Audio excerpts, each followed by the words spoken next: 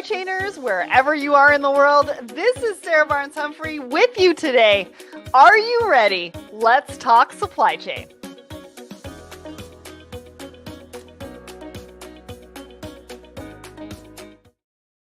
Hello, everyone, and welcome to Thoughts and Coffee. My name is Sarah Barnes-Humphrey. I am the founder and host of Let's Talk Supply Chain, as well as the Blended Podcast and founder of the Blended Pledge.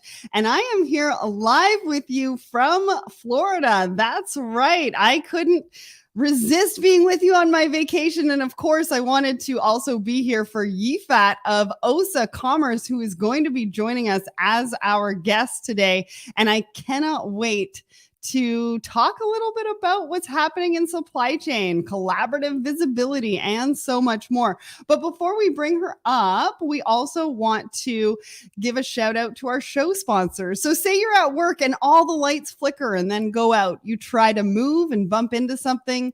You turn and bump into something else. You can't work like this. You need to be able to see what is happening. This is how your inventory feels. Fastenal has unique inventory solutions that sends data to the cloud and helps you avoid stockouts while not carrying excess inventory. Don't stay in the dark. Let Fastenal shine a light on the parts and supplies that keep your business running. Go to fastenal.com/LTSC to see how they do it. Plus, we also need to talk about what's happening at Let's Talk Supply Chain. So let's get into that. So we've got a brand new episode with Rick from GoFreight, and they are transforming the freight forwarding business. If you have not heard of GoFreight, go and listen to this episode now, because we dive into how they got started, what it is that they do, how they help their customers, and so much more. So it's episode 351, wherever you listen to the show. Next, I was just on the Exit podcast, and I talked all about ships. I talked about my transition from logistics into supply chain media and so much more. We're going to put the link in the comments for you to go and check that out. It was a really fun discussion, very different. I was on the other side of the microphone and got to talk a little bit more about my journey. So go and check that out. Plus, we've got a brand new Woman in Supply Chain blog with Zarin Lalani. Go and check that out. She talks all about how women lead in supply chain and what all of that means. And you can check that out in the comments below. Plus, we've got a brand new Supply Chain Minute with Mike Bush at Embase, and he's casting a light on identity theft and what that means across the trucking community. So go and check that out, because it is causing some major disruptions in supply chain right now. What else have we got going on? Oh, last week, in case you missed it, last week I went live with WiseTech and Aaron from Janelle and Mohan from Positive PC. And we talked all about breaking barriers or falling behind. We talked about how we unlock the future of logistics. What does that mean? What does that look like? And WiseTech has a research paper out there right now that gave us some clear stats on how people are spending money and time on technology that you might want to go and check out as well. What else have we got? Oh, that's the poll. All right. So last but not least, we've got the Secret Society of Supply Chain. If you have not taken the quiz and joined our waitlist, go and join the waitlist now. We've got 3 membership groups, and we cannot wait to see you there, because we've got exclusive content with Best Buy, Macy's, Stitch Fix, and so much more. Plus, we've got monthly meetups for women in supply chain, marketing professionals in supply chain as well. So take the quiz and join now, because we are launching that very soon. All right. Well, without further ado, it's now time to bring up Yifat. Good morning. How are you? It's so early for you right now. I'm good. I'm happy. I'm happy to wake up early for you, Sarah. Yes, I'm so happy you did too. And I cannot wait for everybody to meet you and meet OSA. I mean, we just recorded a podcast episode that's going to be releasing in a few weeks, where we do a deeper dive into what you do at OSA Commerce. And let me tell you, I loved every minute of it. I mean, you and I can talk for hours. So I'm glad we're introducing you to the community now, because then they can learn a little bit more. But tell everybody who you are and what you do. So I'm the co-founder and chief growth officer at OSA Commerce. We are a collaborative visibility platform that basically solves the chaos of data and supply chain. We connect the dots between manufacturing, marketplaces, warehouses, and last mile. And it's also a platform that's powered by AI. So we really are about the data, the insights, and also the actions executives needs to take to make their businesses better. And solving for that chaos. I mean, we can all relate with that. Plus, in the podcast that we're going to be releasing in a couple of weeks, you actually talk about your founder journey, which is absolutely fascinating because you started in retail and then you were like, no, none of this is working. I need to focus on how we help retailers. And I thought that was super fascinating. Yeah, I mean, it's all about breaking those data silos. And I definitely felt it firsthand being in retail for 20 years and going through all the changes with e-commerce and omnichannel. So yeah, we definitely need to find better ways to do it. And there's so many people in the audience right now going, oh, I know that. I've been there. All right. So OSA actually sponsored our poll of the week last week. So let's talk a little bit about that. So the question that we asked everybody, how do you feel like you're getting your time back from using AI? So 63% of you said analyze data sets to save time. 18% of you said decision-making effectiveness. And 16% said I get my time back. What do you think about these results, Yifat? Very interesting. Very interesting. I would be in get my time back. I mean, every time technology happens, it should provide us a better way to do things, in my opinion. And as we're all so busy, for me, that's where I would take it. But it seems that people are a little confused. Like maybe that's the interesting piece here. Yeah. Well, the interesting part for me, and we asked this question over on our Instagram as well, and somebody actually said that they weren't sure if they were using AI to its fullest capabilities. So we had a small number of people vote on this particular poll, but I also wonder if it's because they're just unsure as to whether they're using it to its fullest capabilities, whether they're using it for the right or wrong things, because people get caught up in that, right? Am I using it correctly? Am I not using it correctly? Do I want to say it publicly because I don't want to get, shamed or anything like that? So what do you think about that? I think that's interesting. I think there's not enough information. I see on LinkedIn a lot of posts that people are trying to give like tips and tricks on how to use, Chat GPT for marketing and all these things. But I think literally we're still learning. I think the industry is still learning. I think that people are definitely more open to it than they were a few years ago. It's like the buzzword right now. Definitely can improve a lot of our day-to-day tasks. And again, for me, it's all about, getting some time back, making it better. So I'm less stressed. If somebody can help me make a decision and save me some time, I'm all for it. Yeah. And I think it depends because we can use it for a variety of different things, right? I think, when you think about marketing, you can use it. You can put in some prompts and ask them to come up with a paragraph. I think the other day I put something into Chat GPT and they were like, and I think it came back and it said, the information that we have is only pre-2021. So we don't have any information for you after 2021. So we can't actually give you an answer, which I thought was really interesting. And I think those are also the barriers, right? That people are thinking about when they're either looking to use AI or thinking about using AI, but I don't think they want to use it the wrong way. I just don't think they want to make mistakes in using it either. I think that could be a barrier too. What do you think? Yeah, I agree. I think, with anything new, you're kind of a little worried about what you're doing with it, how it's going to play a part in your day to day. So yeah, that makes sense to me. And we're going to talk a little bit more about that in a minute. So on my personal LinkedIn, I want to give a shout out to Sheik, Angela, Sarita, Keelan, Ahmed, Larry, and Tamina. You all said hi, and thank you so much for joining us. Now, before we get into our articles for today, Yifat, I do like to ask our guests to give us a bit of a market update. Like, what is happening in your part of supply chain? What are your customers thinking about? What kind of questions are they asking? So talk to us about that. Yeah, I think people are really keen on reducing costs. It's all about the revenue right now. Again, utilizing technologies to save you money and make it better for the business, but also for their end consumer. So that's what we're hearing from the street. We were able to reduce logistics costs by 15%. So that's definitely a big deal for us. Yeah, by utilizing our collaborative visibility platform. I think it's about the connectivity. Brands and retailers today, they want easy solutions that they can plug and play without big change management. And that's where our solution is really beneficial to them. We can onboard a brand within 4 to 6 weeks.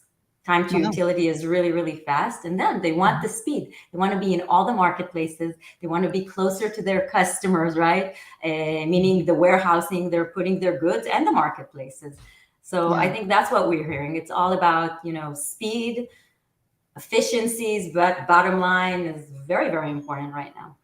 Yeah, and we're going to be talking a little bit more about that because one of our articles talks about forecasting and what that actually means to retailers right now. So I want to let everybody know in the audience, if you have any questions about AI, if you have any questions about technology, if you have any questions about the poll that we just did, or maybe you've got some answers for us as well, make sure to put those in the comments and we will be sure to get to those. All right, so let's talk about our first article.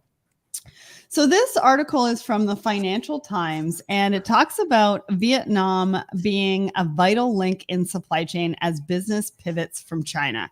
Now, this is probably one of the most comprehensive articles I've actually read based on this particular topic. And some of the key points that I want to point out here. $22.4 billion in foreign direct investment in 2022. Now that's up 13.5% from 2021. And in the first half of 2023, they have 962 projects. And I think the same time last year, they only had 500. So Vietnam is very quickly becoming a hub for manufacturing and where retailers are starting to rethink where they want to be able to manufacture their goods. Now, I've got a couple of other things that I want to share in a little bit, but Yifat, I want to get your thoughts on this particular article. What did you think about this? What are you hearing from your clients? Talk to us about that.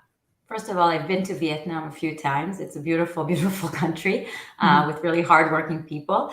I think, the whole thing, China plus one, it's about diversifying right now. And I think everybody after COVID felt the pain of being reliant only on one source. So I think it's a good thing that's happening. I think opening this market, I think Vietnam is a great market. It has a lot of opportunities and their infrastructure is definitely ready for that. Yeah. But I think that there's still a few hurdles, and it talks about some of these hurdles in this particular article.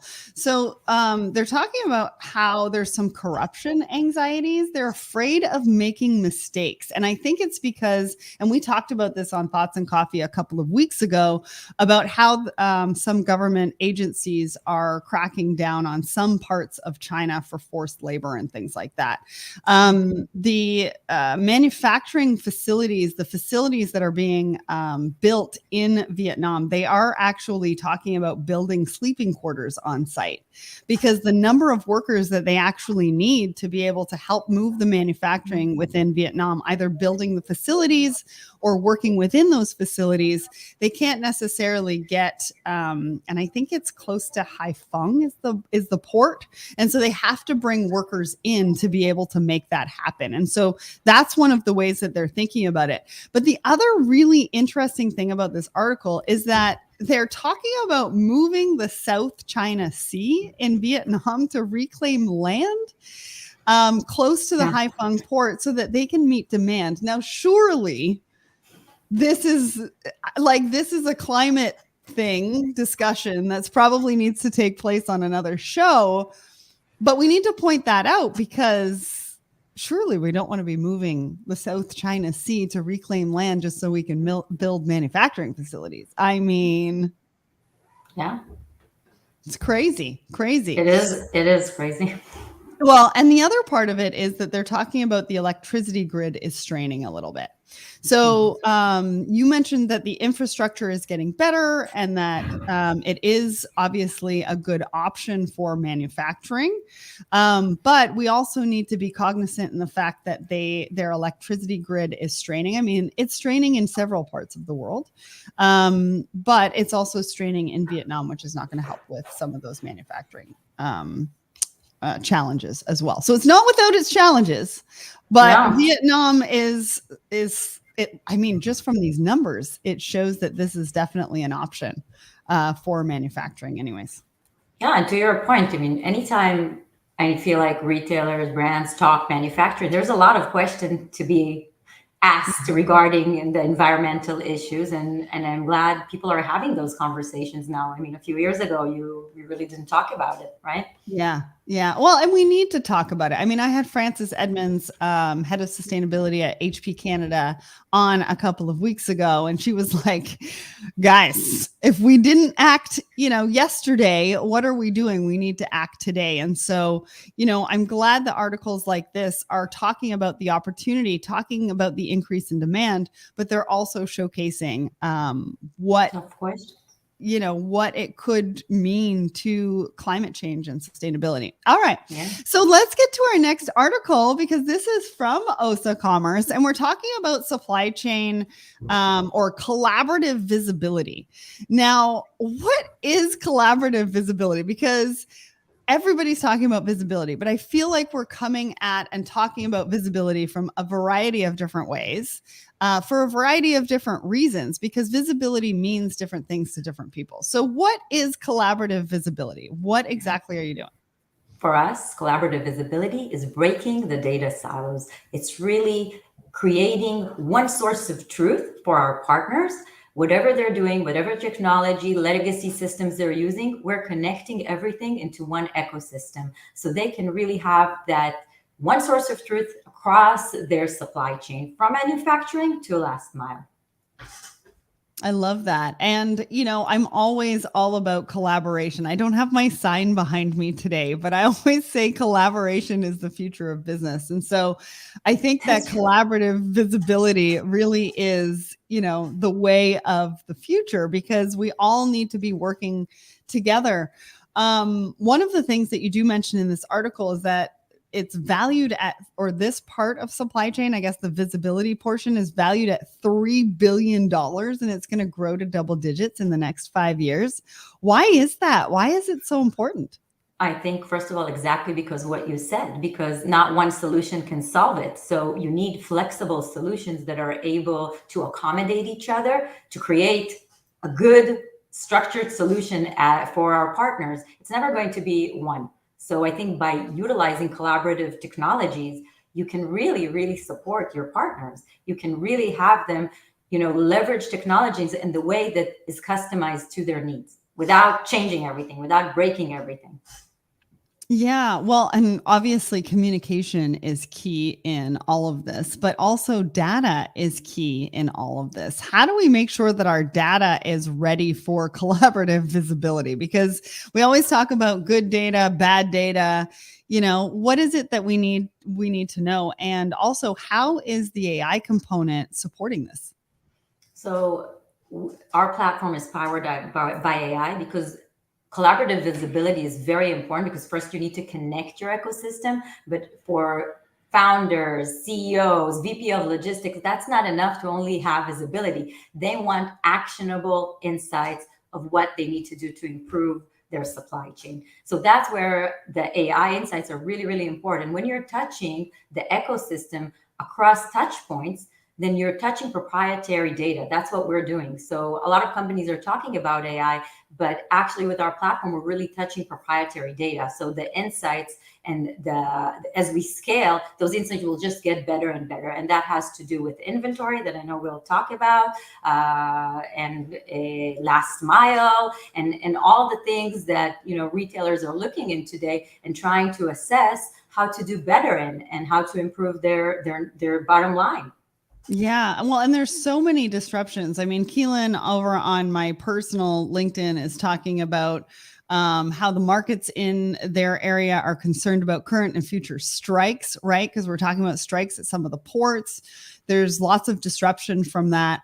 And I think that, you know, we really need to figure out what the way forward is, because those disruptions are still going to come. Right? The disruptions are going to be there.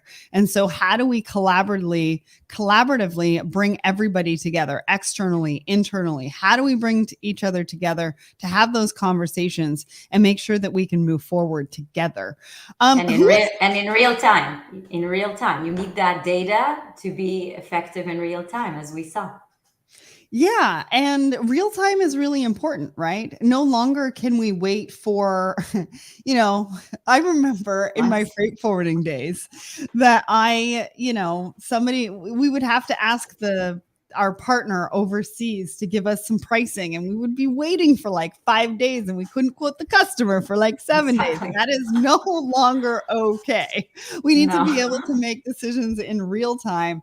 And that's what, you know, data, the technology, your collaborative visibility, that's what it's doing. It's really being able to hit those disruptions head on in real time. So I think that that's important too. And Ramesh, I see your question about blockchain. We'll have to come back to that. I'm not sure if that's something that we can answer today. But Yifat, I want to ask you, who is looking at software like this? Like, if you're thinking about who in your organization would be the right person to talk to about bringing in collaborative visibility, or a technology platform that can give us that collaborative visibility, who should we be talking to? So VP of logistics, anyone who's in charge of supply chain in the retailer brand side, or a 3PL. It can be a 3PL, it can be a CEO that's looking at the numbers, or a CFO, because think about the reduce in logistics costs. It's those numbers that they're exactly looking at. So they should definitely care about utilizing technologies like these. Well, and you said that you reduce it by 50%. 15. Oh, 15%. Okay. I thought you said 50% earlier. I'm like, what? Yeah, I wish it was 50. 15% is still great. And so how are you doing that? Just by bringing everybody together, or? By bringing all the data together, acting as a source of truth, like I said already, and also really providing those insights. Okay, where should I put my inventory to the SKU level? Where is the best place for the next month, for tomorrow? How should I utilize my inventory? Last mile is a huge component, right? How should I ship? What warehouse? All of these things come into play. We do have a question from the audience. I don't know who it came from, but it says, who owns the data? I would assume that your customers own the data. You're not going to own your customers' data. The customers always own the data. Awesome. All right. So let's get to our last article. And this one is from the Wall Street Journal. Retailers are trying to fix their supply chain forecasts. Now, I thought this was a really cool article, because this is something that you also work with your customers in a variety of different ways to help. One of the things that somebody said in this article was that forecasting as visibility into the consumer habit. So this goes back to what I said about visibility. It means different things to different people, right? In this particular context, the retailers are looking for visibility into consumer habits. And the reason for that is because then they can respond quickly to how those consumer habits change. And that actually trickles down the effect into, obviously, supply chain, because it means how much you're ordering, what inventory is where, and all of those kinds of things. So what did you think about this particular article? Because one of the other things that somebody said is managing complexity and volatility, because it's here to stay. It's not going anywhere. Yeah. I think it's spot on, this article. I think that's exactly what we're experiencing today. And I think that with bloated inventory being such a big issue in retail, I think all eyes should be on this, because it's a revenue issue, but it's also a huge environmental issue. So forecasting, again, I think this is where exactly AI and what we're doing is really making an impact, because you can adjust your inventory levels also in real time. So that's also part of like what you're saying about consumer habits. You can see the consumer habits in real time and adjust the inventory with your manufacturers. I mean, think about how we were doing things in manufacturing all these years. It's going to completely change. It's not going to be 6 months out. It's going to be, okay, I have to adjust maybe right now. Maybe I have to think about what I'm producing in a completely different way. Yeah. Well, and also the information that you can provide to that manufacturer to let them know what is coming down the line and what they need to be prepared for. I think that is huge as well, because they also need to be able to be nimble, be able to change, be able to make sure that they can pivot maybe to making something else that they were originally making. I think all of these things are going to be making a huge difference in supply chain. Yes. And one of the other things that they talked about was agility. And the way that they described agility is speed, flexible sourcing, and response times. Can you talk to me a little bit about that? Because you mentioned speed earlier. So what do we mean by speed? I know you're talking about real-time decision-making and things like that, but how quickly are we moving? I think they're using all my words, so I like it to describe our technology. I think agility is super important. And when we built the technology, we really knew that has to be very efficient, very agile, very flexible. And I think that's what it is. Like, you have to know right now, you need to see what's happening today in real time, how your inventory is fluctuating, how it's moving, and to be able to really tell that manufacturer or your partner, or move inventory from one marketplace to another marketplace on the day that's happening, not months out. I think it's all about that. That's what real time means to me. And also tracking in real time, right? That's also important. You're talking about the customer experience here and how you're really communicating what's happening with the goods in the customer, in the product journey. We always say that the brand story is really the product journey. I mean, because you can't just focus on what your brand is. You have to understand that the customer, at the end of the day, remembers how the product got to his house as well. That's part of it. Remembers how the product got to their house and what it looked like when it got there. Exactly. Right? It's all about the experience. One other thing that I thought was interesting in this article is they talked about how supply chain teams are hiring people with data science backgrounds. Yeah. Talk to me about this. Are you seeing this as well? Yes, I've heard for some of my friends in this space. I mean, I think in the past, we were doing it just with Excels. Like, we were like trying to figure out our data and predict the inventory as retailers, right? Like, what should I do for next season? Right now, I think they understand that they need to look at the data in a much deeper way and analyze it. Because again, bloated inventory, disruption, you have to really dissect the data in a way that helps your business. Yeah, I get asked all the time what skills people should upskill or potentially have outside of their supply chain management courses and things like that. Data science, it says in this particular article with the Wall Street Journal, go and take a look at some data science programs, I guess. I don't know what that looks like, but definitely a skill that you want to take a look at anyways. Well, I can't believe we're almost at the end. I want to let everybody know where I'm going to be. So Hope White is going live with No Bullshipping this Friday at 10 a.m. Eastern. We're going to be posting about that today. Go and click the attend button, even if you can't attend live, because we will send you to the recording. I don't even know who her guest is. It's going to be such a surprise when we post it a little bit later. Plus, I'm going to be at the Inland Distribution Conference for these Women in Supply Chain Awards. And I cannot wait because those names are going to be listed soon, or they're going to be contacted soon. So pay attention to your inbox if you're one of them, but also think about joining us in November in Atlanta at the Women in Supply Chain Forum. And I can't wait to see you there. So Yifat, thank you so much for joining us today. Thanks for telling us all about OSA, talking about forecasting, manufacturing, giving us a market update, and giving us an insight into AI. We really appreciate you being here. Thank you for having me. All right. And everybody, Audrey's going to be back next week to host an episode of Thoughts and Coffee, and I'll be back in 2 weeks' time. Have an amazing week, everyone. Bye-bye.